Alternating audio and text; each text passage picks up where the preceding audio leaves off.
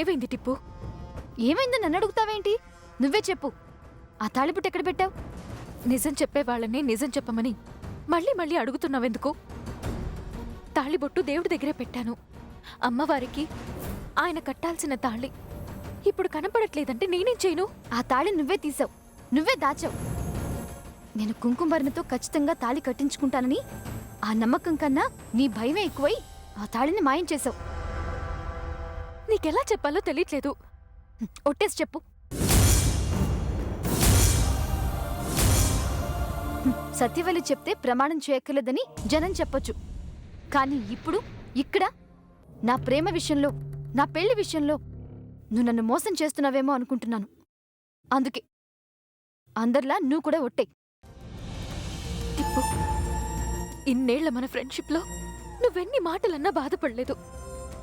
నువ్వు కొట్టినా సరదాగా కొట్టావనుకునేదాన్ని తెలుసా?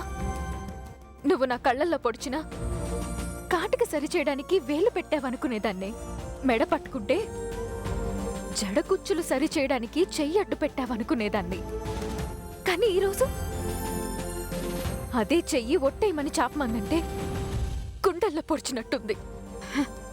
పర్లేదులే, ఇప్పుడు కూడా ఫ్రెండ్ ఇలా అడిగిందేంటని ఫీల్ అవ్వు. కానీ ఒట్టే.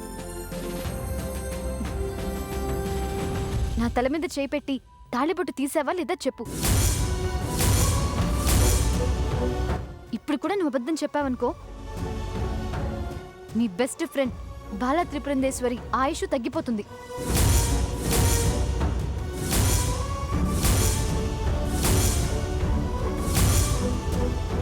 ఇప్పుడే కాదు, ఎప్పుడు అబద్ధం చెప్పను టిప్పు. నా అరచెయ్యి నీ తల మీద ఉంది.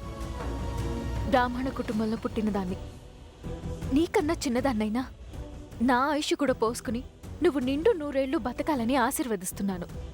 అలాగే వేద మంత్రాలు, ఉపనిషత్తులు నిత్యం పలికే ఈ సత్యవల్లి మొట్టమొదటిసారిగా చెయ్యి పెట్టి పొట్టేసి చెప్తున్న నిజం. గోదాదేవి కళ్యాణం కోసం తీసుకొచ్చిన తాళిబొట్టుని రంగనాథుడి దగ్గరే వదిలేశాను.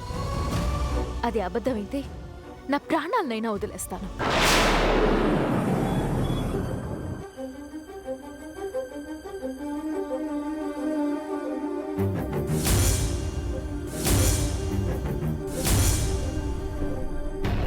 నా మీద ఒట్టేసుకున్నా ఇదే మాట చెప్తాను.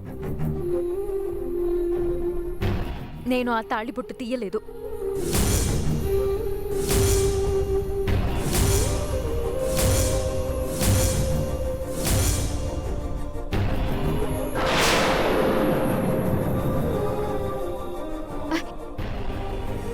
నమ్ముతున్నానే, నాకేమైనా పర్వాలేదు, కానీ నా ఫ్రెండ్కి ఏమైనైతే నేను తట్టుకోలేను. మరి తాళిబొట్టు ఏమైనట్టు? సమాధానం ఆ దేవుడే చెప్తాడు. అమ్మా, అలాంటి వాళ్ళది నిజమైన ప్రేమ కాదు, అది వ్యామోహం. ఎగ్జాక్ట్లీ చిన్నత్త, నిజంగా ప్రేమించుకున్న వాళ్ళు అలా చేయరు. ఎంత మనసు విరిగిపోతే కన్న కూతుర్ని పట్టుకొని మా దృష్టిలో చచ్చిపోయా ఉంటుందా తల్లి?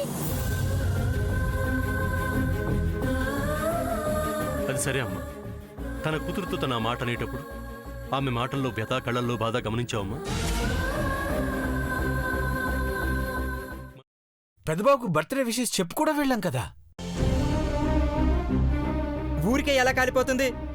మంట పెడితేనో పడితేనో తగలబడుతుంది.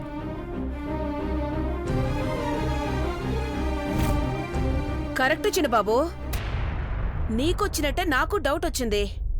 పార్వతే షర్టును తగలబెట్టిందనుకుంటా.